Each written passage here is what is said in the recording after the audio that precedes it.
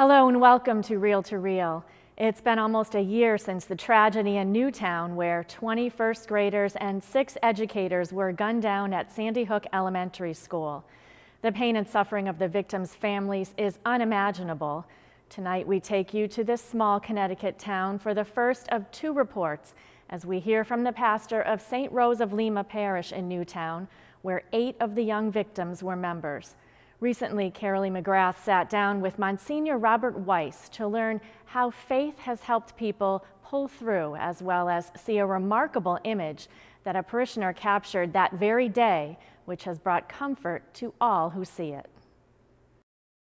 I'm joined by Monsignor Robert WEISS, who's the pastor of St. Rose of Lima Church, although everybody calls you Father Bob, and Mike Coppola, who has 3 kids at St. Rose of Lima School. You're also the facilities chair for the school as well. And you both were here the day of the shooting. In the last year, how have you managed to bring your parish community, through it all? I think from the very beginning, we addressed the issue as it was, and very quickly people relied on their faith. And certainly for the majority of this community, which is very faith-based, people found great consolation and strength in their faith. And I remember clearly just being with those families in that firehouse that day, not one of them saying, why is God doing this? They clearly discerned this as evil. And that was a very important reality for all of us, that people could see clearly that God's hand was not in this, that this was an evil action that just destroyed the lives of so many innocent young people. And very quickly, kind of the mantra of our community became, darkness and evil visited us, but light has overcome it. I know you had 8 children here that were parishioners here. And, I just think about those families every single day that, as we're all carrying on with our lives, they have that incredible cross and pain. Absolutely. And, some of them are back. Some of them, and I understand this, find it possible to walk into this church. How do you walk down that aisle where your child was brought in? I mean, how do you do that? And, whatever the music is played, it just brings back those kinds of things. But nevertheless, all those families have their children back, and their siblings are back in religious education. They are very active, some of them in the parish. We've been in touch with the families. We're giving them the space that they need. They know that we're here for us. But their grief, of course, is just unimaginable. And they're dealing with it in very, very different ways. As you know, many of the families became very politicized very quickly.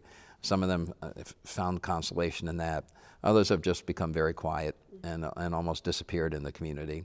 So everybody's reacting very differently, and as time is going on, I believe it's becoming even more and more difficult for them, even though many of them have established foundations in honor of their children and putting their energies there. But it's still a very, very difficult and painful time for everybody. I remember every weekend for a while I was bringing out one of the gifts that we were given, and you could just see the emotion in the church. We were given a set of handbells, and people were coming up and almost afraid to touch them. Just the reverence for life has just become so important here, and so that it elicits a lot of emotionality, a lot of emotion from everybody. Well, Mike, you have a very special story to share that I had learned about and was so happy to hear it, although it didn't get a lot of media attention. Tell us about that. I know you were here the morning of December 14th. We were here in church. Monsignor got the call. Why were you here in church? It was daily mass for the students? Mass. It was Friday Mass for the students. School okay. Mass. And he came running in. He wasn't serving the Mass. And we had found out that there was a shooting, and he said it was serious. We're on lockdown, stay in the church.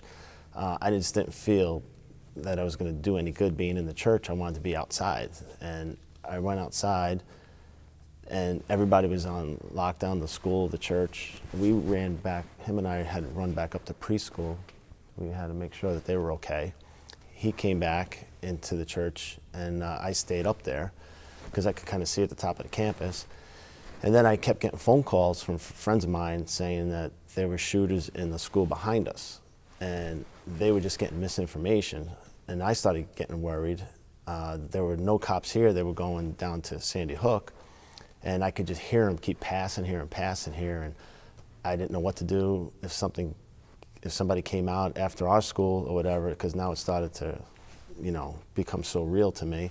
And I looked up and I saw the cross up in the sky, in the clouds. Did you share this with other, you know, media outlets? Was it something that had been talked about before, or? We did, but we didn't see it out there like we thought it would be. It was shocking, because I think for here it was comforting for a lot of people. And anyone that has seen the cross and saw the picture, and they know that I took it, that it wasn't photoshopped or anything like that, I think it brought a big comfort to them, right? Absolutely. Through this image of a cross, and you know, you can read what you want into it, but I think all of us read into the fact that God is near to us. You know, initially I saw it as a sign of protection, but as time went on, we had a visionary here from Medjugorje who spoke, and as I was listening to him speak, I realized that there was also a burden that had been laid on this community to continue to witness to faith. You know, a cross was laid on the shoulders of this town, and what were we going to do with that? Were we going to just let it hang there, or were we going to do like Jesus did? You know, he died on the cross, but then he rose. You know, when you had come to our church, you mentioned, when is this going to stop? And I remember thinking very clearly in my head, uh-oh, he's winding up. It's going to be a big political speech, you know, just because I thought, where's he going with this? Not that I didn't trust you, but your response was just so incredible. Do you remember what you said? Sure. Well, you know, to me, I was getting to the point where I didn't know what was safe for people anymore. That's really what was getting to me, that where is safe for people? You know, home invasions and now a school tragedy. Churches. I mean, there was just a minister killed recently in a church. I mean, what is safe for people? And, you know, you get to that point of almost, you know, kind of despairing, like, you know, where is all this taking it? But I mean, I have to see this as a really pro-life message, you know, that we need to embrace life. And all of this legislation, all of these laws, until we all change our hearts and get back to a basic respect for human dignity, it is not going to stop. What do you want people to do a year later for you? What can we do as Catholics at home who are watching this? You know, let's just get back to what we're supposed to be. You know, our community and honoring the first anniversary is not going to have a town-wide observance. We're asking people to do kindnesses within their own community in the name of these victims. You know, let's get back to where we live, and let's make a difference where we live. And whether it's here in Newtown or whether it's in Southbury or anywhere in this world, you know, let's get back to what God called us to be, you know. I realize that we've had a lot of issues in our church, and it has driven many, many people away. But even our new bishop is saying, let's just go one by one. Let's reach out to one person at a time and take their hand and bring them back. Father Bob, thank you so much for joining us, Monsignor Weiss and Mike Coppola, and sharing all of that with us. And we're going to be praying for you. God bless you guys. Thank you. Thank you.